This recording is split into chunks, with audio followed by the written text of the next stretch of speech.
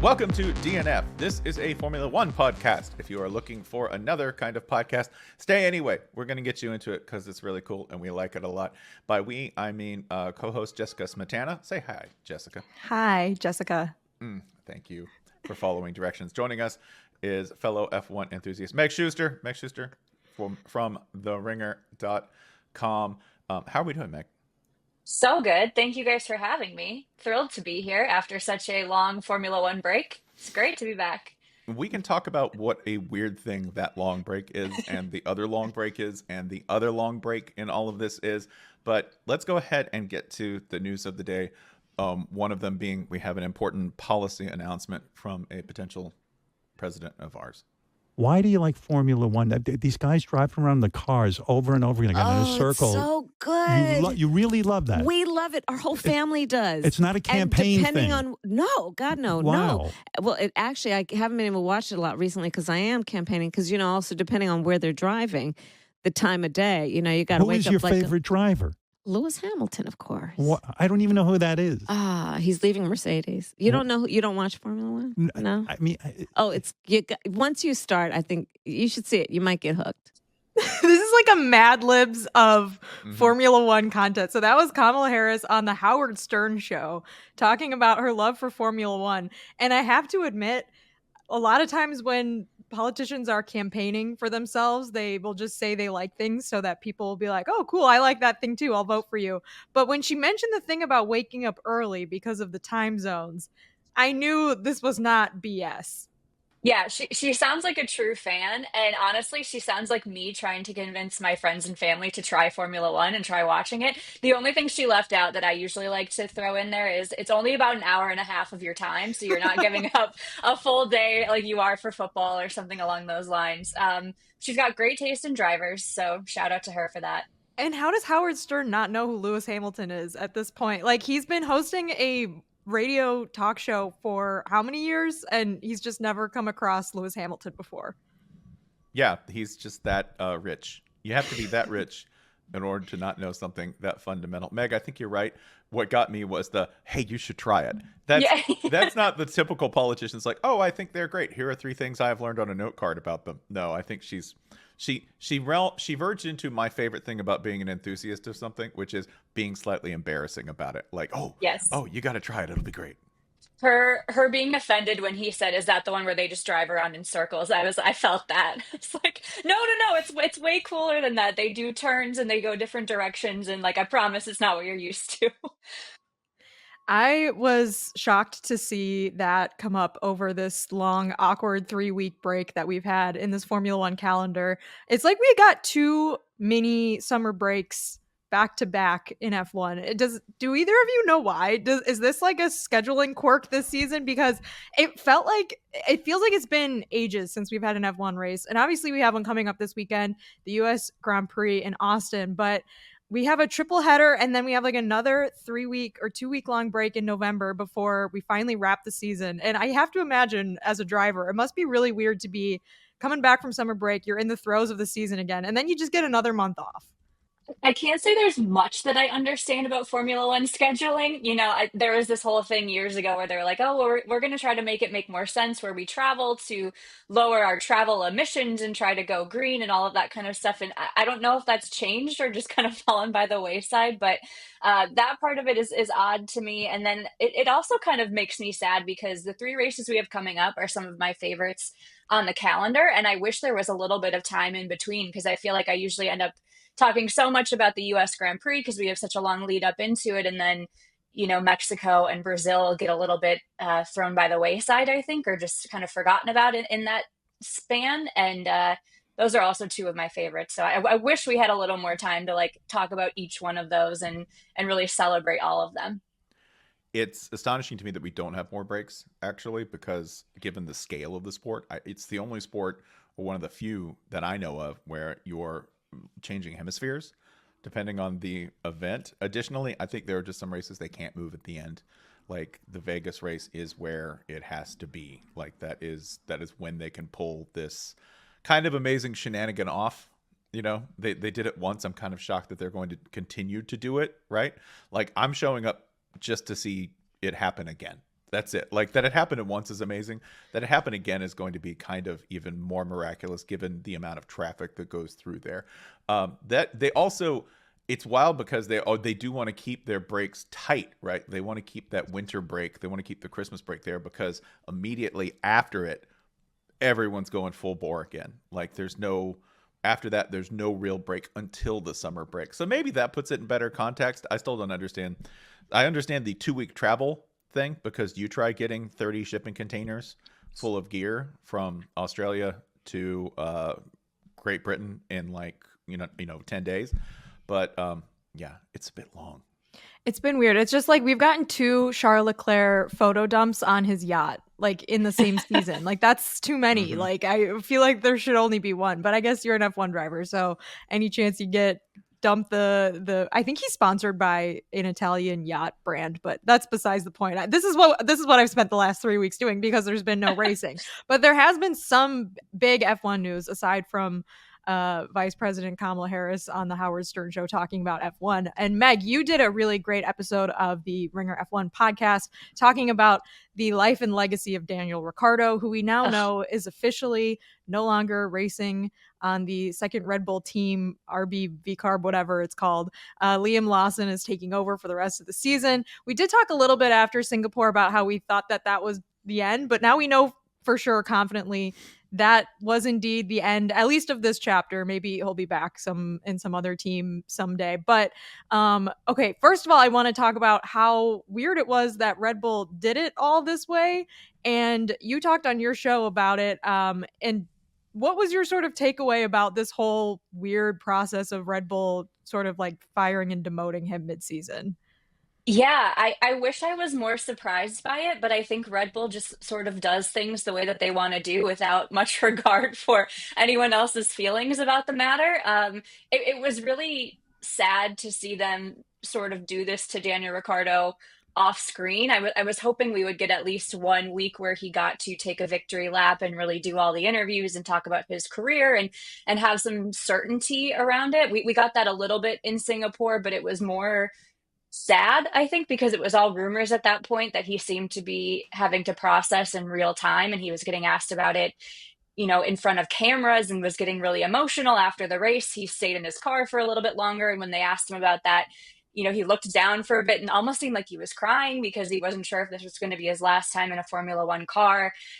I really wished that we got the full Daniel Ricciardo experience. I understand why they did it when they did it, to give Liam Lawson, that 3-week break to kind of get acclimated and things before Austin, but also doing it before Austin felt a bit like a slap in the face because Daniel Ricciardo is like the mayor of that place at this point, and to not have him on the grid for that is really genuinely upsetting. Our honorary Texan out. Yeah. Like I thought they would at least give him one last ride. Like he kind of got his one last ride with the fastest lap, but now there's not an American on the grid. Right. Not even one. You know how Dua Lipa was wearing a Texas jersey last week on stage? Mhm. Like Daniel Ricciardo needed to have that moment where he just swoops into the Georgia Texas game after the sprint race and gets to wear a Texas #1 jersey on the sideline. It was just like so perfect for him, and yet not. Has there been anyone who's had a more sort of tumultuous calendar year? Because he had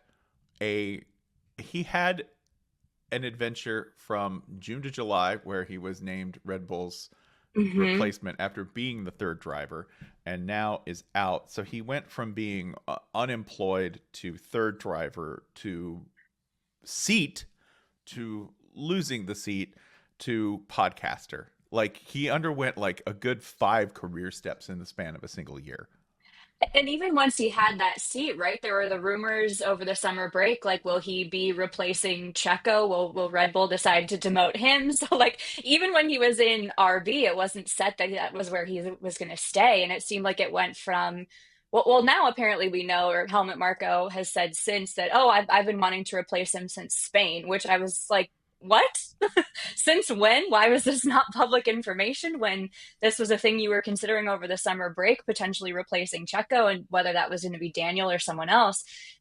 He's lived many lives over the last year, as you said, and it's sad that he went through that full Red Bull roller coaster and was such a champ about everything, and then still kind of got shafted in the end. I feel like we always talk about how Max Verstappen is a full-time sim racer and a part-time F1 driver, but I feel like Accurate. Helmut Marko is a full-time podcaster and like Yeah. part-time works for Red Bull because he just talks. Like he talks so much and he says so much stuff where you're like, are you allowed to say that? Sometimes like genuinely offensive things as well. And so yeah, the comment about him wanting to kick Ricciardo out by Barcelona was definitely surprising. That was on the F1 Nation podcast. But yeah, Liam Lawson coming in is going to have a few weeks, I guess 6 races to kind of like prove himself or prove something, while the rest of the Red Bull drivers not named Max Verstappen are like sort of in this weird Red Bull limbo. So I guess like what should we actually expect of Liam Lawson over these next 6 races? Because obviously it's great that he's getting the experience, but it's kind of a tough spot to put someone in this late in the season. Yeah, I mean, it's odd. We saw, I think, 5 races from him last year when he was filling in for Daniel after that broken wrist in Zandvoort. And he did pretty well. I think he had 1 points finish and 2 like 11th place finishes. He didn't end his stint incredibly well, but I think he showed a lot, and I think Red Bull is obviously very eager to give him the opportunity to show more. I don't believe he's officially locked into that second seat yet, or at least I don't think they've announced it. I know he has some weird clauses in his contract where they had to secure him, I think, something for 2025, or else he was able to sort of freelance and find something else. So I would assume there's something going on there, whether it's for RB or, the Red Bull proper team. But I'm excited to see what he's able to do. I think, he's been around the team pretty consistently for over a year now, and shouldn't have any excuses about getting out there and putting in some fast times, hopefully.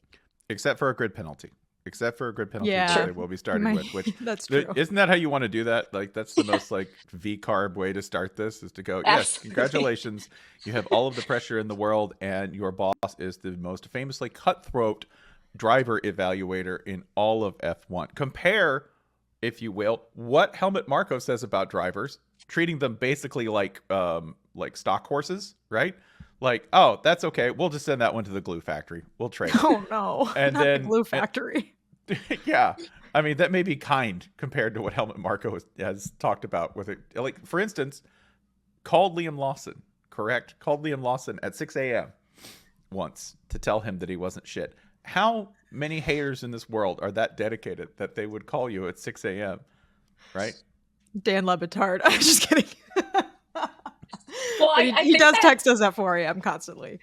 I think that speaks to what you're saying, though. Like, is Helmut Marko the most available person in Formula One these days? So, like if he's just up texting, like shit talking at 6 a.m. on like over text, like what else does the man have going on?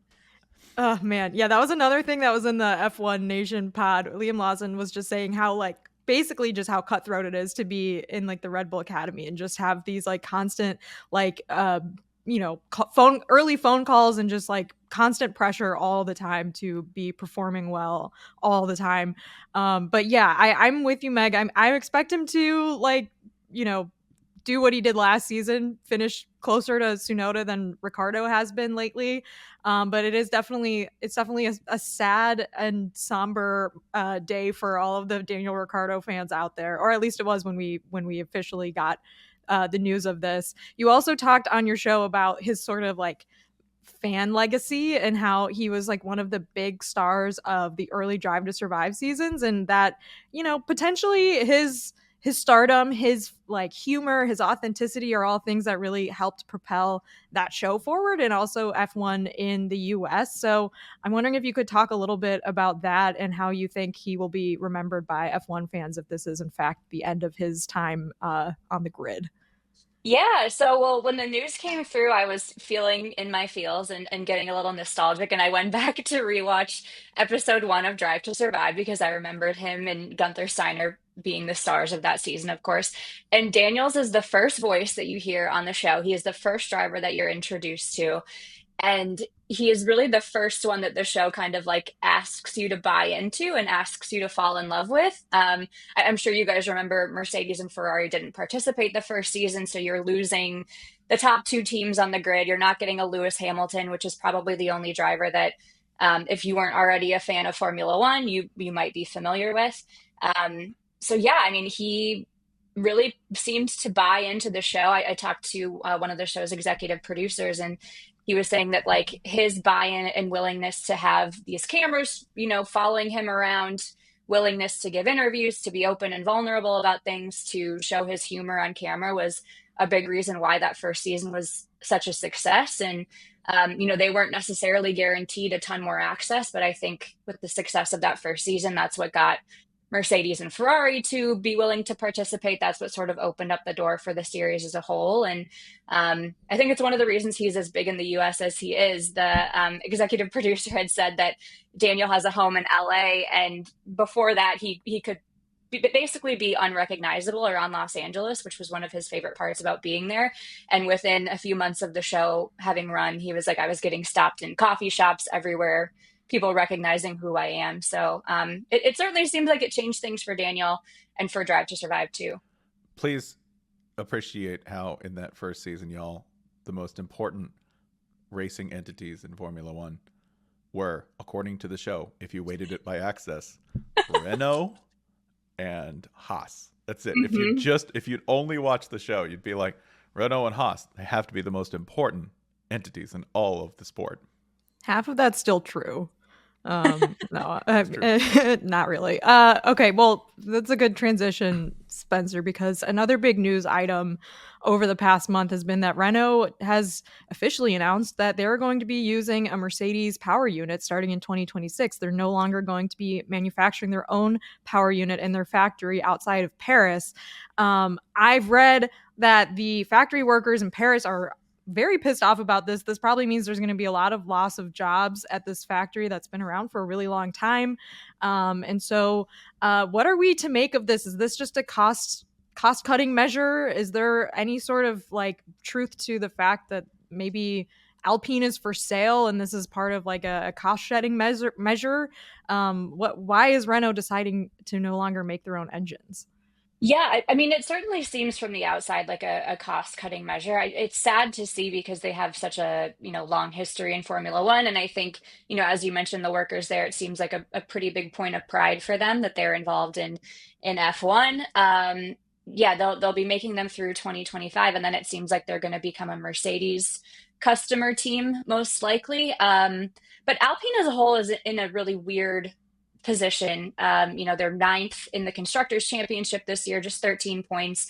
And I don't really know what to make of their overall kind of effort level and output. They just seem like they're stuck in a really weird place where now they've gone through a couple of team principals. They have Pierre Gasly and Jack Doohan locked down as their drivers for next year. But I genuinely don't know what they want to be or what they expect to be over the next few years, and this massive kind of cost-cutting measure just seems like they may be trending in the wrong direction. Yeah, I was going to ask, is this just generally like a continuation of everything that we've seen with Renault? Like going back to Drive to Survive, if you'll remember, like Renault was already going through a lot of this, well, how committed are we? Like at a corporate level, right? Is this just a continuation of what we've seen, or is it some sort of like new and dramatic step that, is like out of step with the rest of their sort of overall either hesitance or withdrawal from the sport completely? Yeah, it seems like they've been denying that they're for sale or really not addressing that fact. I couldn't say whether they're, officially like shopping or whatever. Michael Andretti is obviously still looking for his entry point into Formula One. So whether that's, trying to buy Alpine or something else. But their effort level doesn't seem to match what other, at least competitive teams on the grid are doing. And it's sad to see for a team that has as much legacy as they do. The French outfit there is a very proud one. And I don't, if they're going to keep giving like the bare minimum of effort, then they probably should sell the team, because that's just not fun for us as fans to watch. I don't mean to do like James Dolan sell the team chant on your guys' show, but I may have to start doing it if they keep up the way that they have been. Yeah, they've been pretty uninspiring to watch this year, but have recently gotten some big American investors involved, which, I mean, it does mean something. They at least are attractive to investors. So that must mean that they have some expectation that like the entire venture is profitable, or else Travis Kelce wouldn't be involved in it. That's right. That man only makes wise decisions. Remember, that's the first thing I think of when I think of Travis Kelce. Don't get on my ass, Swifties. I'm not talking about that. One other thing when I looked this up, by the way, looking like how far back did Renault's sort of troubles go? One of the first results you find when you're looking for like the Viry-Châtillon plant, which is what we're talking about, where they made the engines, is this. There's a headline, and I don't know if it's just poorly translated or not, but it says something wrong at Renault plant. Just something wrong. So like, and that's 2015. So it feels like this has been on the way for a minute. Was that something wrong? Do we know if that's like, some mechanical failure? Is it like the engines overall? Is it a personal issue? I think it's just the vibe in general. Did somebody did the reporter just walk in and be like, yo, it's messed up? Because, I've done that. Like, you walk into a store and you just go, I think something's messed up. That's my headline. Something's wrong here. Meg, you mentioned Andretti leaving the Andretti group. That was another big kind of surprising piece of news. What is anyone to make of that happening over the last couple weeks? Yeah, it sounds like this was kind of in motion and then it got leaked to some press. So it maybe happened a little bit earlier than they were necessarily planning for it to. I believe he's, taken his step back from day-to-day operations of things. He says this is, to spend more time with his family. I guess he has, 10-year-old twins. He is in his early 60s. He is ready to not, be grinding as hard as he has been over the last few years, which fair. If I could take a step back from day-to-day operations in my life, I probably would too. But, as far as what this means for the F1 bid, he and Andretti Global as a whole have been saying this, doesn't seem to change anything. They are still recruiting people and hiring people for their UK-based operation. They are still, seems like they are heavy in the wind tunnel these days and are still trying to build up a chassis as they anticipate somehow being on the grid for 2026. Still unclear how that's going to happen. I think part of this that's interesting for me, though, is whether him stepping back might actually help their bid. I know he's rubbed people in Formula One proper the wrong way for quite a while now. And I think that was, maybe a slight part of their hesitancy of inviting him onto the grid for an 11th team or having him buy a team. So, just rumor mills, whether that helps or not. I don't think it would necessarily hurt to not have him maybe be the face up front of a new bid, potentially. Yeah, I'm trying to pull up this quote where I think he said that Greg Maffei said that he personally would do everything in his power to prevent the team from joining F1. Like, it sounded like the beef got very personal, to your point. Yeah. So that is definitely a possibility. And I don't know. There's a lot of like F1 conspiracies now sort of floating around about why the sudden departure, but I guess we'll wait and see. We won't spread any conspiracy theories today, but maybe for another 3-week break episode. We have that on the agenda for next week. Speaking of next, can we talk about the Austin GP? Because I want to address another. Again, when I'm 80 plus, I would really love to have some chill. I would really like to not be involved in things. Helmut Marko, built different. Helmut Marko is an octogenarian who is popping off in the press because Red Bull's last big package of upgrades goes in this week. And Helmut Marko has promised that we will see increased performance from the Red Bull. Again, Helmut, go chill, go garden, go do something, man. You're not chill. This is putting me off. You just need to be like, I think podcasting is like this is a retirement activity. He's just like, would love that. He's just chatting. Yeah, it's just the man is always on podcast mode, right? He's always got this, and he's always like, let's talk about females. You're like, thank you, Helmut. Yeah, I'm sure he would use that exact word too. But things we have to look forward to. It's going to be hot because it's Texas. It's going to be in the mid 80s for the race. So plan your tires accordingly. Red Bull vowing to be a lot better going into this race. Meg, do you think that is a hollow promise? Say yes, I think it's a hollow promise. Even if they do better, I don't know like how much better they could do, at least in comparison to McLaren. I saw some people online calling their upgrade a quote magic floor, which automatically to me makes me think that whatever they're doing Mhm. is illegal because anytime you call something magic in sports, I think it's just like you don't want Mhm. to tell me what you actually did, which is fine. It's none of my business, but I'm sure the FIA, stewards and regulators and things would have some interest in that. I think it's probably too late in the game for them to fully catch up to McLaren. If they could make Max's job a little bit easier, then all power to them. But I don't think this is going to like magically change the downward trajectory they've been on for the past, whatever, 6 months or so. I think Mercedes and Ferrari also are getting big upgrades this weekend too. So I guess over the next 6 races, if you could put like a percentage on like what will matter more, the Ferrari Mercedes performance or the Red Bull performance, because if you assume, which I'm admittedly big assumption, that like the McLaren still is the fastest car and will be in position to win a lot of these next 6 races. Will it matter more how Max does or how close or how many like Ferraris and Mercedes can get in between Lando and Max? Yeah, I think the Ferrari and Mercedes piece of this is huge because, especially for the drivers' championship, if Max has the seventh fastest car, like we know he's always going to, I think, do a little bit better than his car performance because he as a driver is going to get every last freaking ounce he can out of that thing. Like he's going to drive it till the wheels fall off. But, if you have a very, very crowded field ahead of him, that's going to be difficult. Ferrari is also only, I think, like 35 points behind Red Bull in the Constructors' Championship right now, which seems extremely gettable given how Checo has been driving lately and the problems that Max has been having. So I think those upgrades could potentially be huge for both of those races. One other little technical detail to follow here. This is a resurfaced track, which is interesting given Max Verstappen's comments last year about how it was, I believe, more built for rally car driving than for F1 driving. So if it is not exactly as promised, look for a grumpy Max. I like a grumpy Max. It makes for more interesting audio.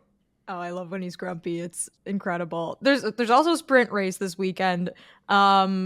I, having been to the Miami sprint race in person this past spring, have sort of changed my mind on sprint races in general because I do think it makes the in-person experience exponentially more exciting than when I went to COTA 2 years ago and Saturday was just qualifying.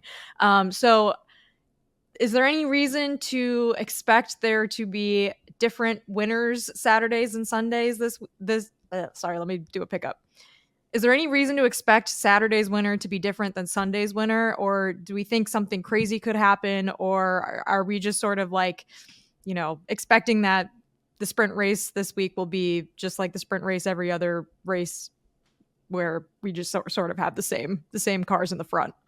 I think we could have a little bit of a shakeup. I forget which sprint race it was earlier in the year. Maybe it was China when Daniel Ricciardo kind of came out of nowhere and was like up towards the front. And you never know, like with a cheeky sprint qualifying or something like that, who might, maybe a random Haas could be up there. You can never say never. But I've appreciated that F1, I think, is starting to figure out which tracks make for good sprint races, like using that at COTA in Mm-hmm. Brazil in a couple weeks. Like I think they're finally figuring out like, oh, these are the type of tracks where that is going to be successful and going to make for a fun race instead of just sort of like 20 extra laps for what was already going to be a relatively normal or processional Grand Prix. So I'm slightly optimistic in that respect, where I think they were finally figuring that part out.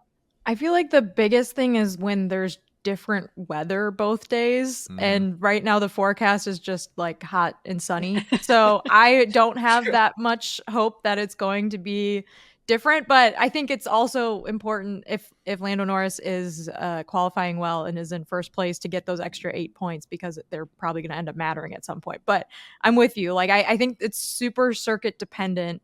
I think regardless, it's a better fan experience, but I would like if they could kind of we're in the US where apparently like some people can conjure weather. So if someone could send some rain on Saturday to Austin, I think that would be pretty exciting.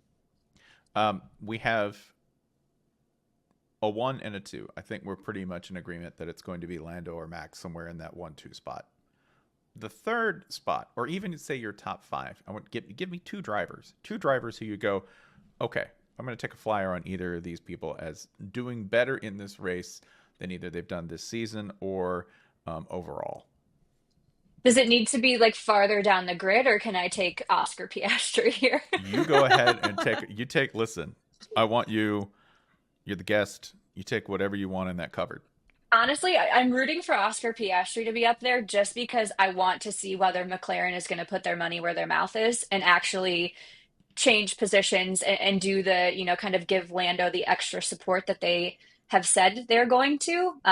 We obviously had that issue a few weeks ago where they did not have them swap positions, and those points would be super extra valuable to Lando at this point in the Drivers' Championship race. And I don't have a lot of faith that, when push comes to shove, if they're in 1-2 or 2-3 or whatever it may be, that they would pull Oscar out of that position. So that would be my vote, just to have him up there for that. And then a second driver, with Mercedes upgrades, they seem very committed to trying to make the next 6 races positive for Lewis Hamilton and to end that partnership on a high note. Toto has said as much this week, and I'm sure Lewis would like that to be the case too. So that's going to be my other potentially more long shot pick, but one that I would love to see him win one more time with Mercedes. Well, as Kamala reminded us, he is leaving Mercedes at the end of this year. So that was a good reminder. I think I'm with you with the Mercedes. I feel like I don't know which Mercedes it will be because I feel like it switches off depending on the upgrade, but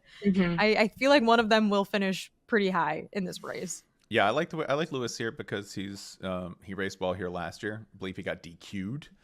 Yes. But nevertheless finished well. So I like him here. And I can't believe I'm going to do this, but he raced pretty well here last year. He's got to have a good race sometime. And isn't that always a great way to make a bet? Lance Stroll. I'm just going to take Lance Stroll. 5. I'll take Lance at 5. How's that? Lance that was not what I thought you were going to say. Wow. No, that's not what I wanted to say, but it's right there. It's calling. I think we'll take it. All right. Well, Spencer, anything else before we let Meg go? I've been like ankle deep in the Ringer House of R podcast, listening to the Rings of Power recap. So, I mean, didn't they have an episode recently that was like over 4 hours? I thought I saw that. Yes, I am like 3 hours through it right now. So it's this. You're my mind right now is on Lord of the Rings, but the Ringer F1 pod is great, and everyone should check it out to hear Meg's recaps after the races. Yeah, y'all do a wonderful job with that. Another group of people doing a wonderful job this week is I believe the Nickel Tavern in Austin. They have decided to change themselves to Moe's for the week. How do I know this? Because that's where I have seen a number of F1 correspondents already exploring the Nickel City. Nickel City has changed to Moe's Tavern. So if you wonder where the F1 press corps is, they have decided to try out Moe's Tavern, which complete with Marge Simpson serving drinks. Like they have a bartender with the Marge wig on, and they have the love tester in the back, and it looks authentic. So that's what they're doing in between the hard work of F1 journalizing. Spencer, you're going to the race, right? I am. I will be there. Lucky. It is. I was told it was too expensive for everyone. That'll work. I want you to know this is the weekend too. When the race is going off, there will also be anywhere between 15 and 75,000 University of Georgia fans, because this is the same weekend as the first ever SEC matchup between the #1 Texas Longhorns and the Georgia Bulldogs. So the town has 2 rolling disasters happening at once. Man. I have made no plans to get anywhere. Like none. I'm not renting a car. That's how bad it is. Normally I would rent a car because you go, I could drive around Austin. Nope, I'm just going to walk from car to car. Just stand. You're going to have so much fun. I'm very jealous. So I guess we'll be back next week, probably Tuesday, with Spencer's COTA recap. If you see him hitchhiking down the side of the road, please give him a ride. He's very Please, cold. He's 'cause very I hungry. guarantee you I'm going to be late. Yeah.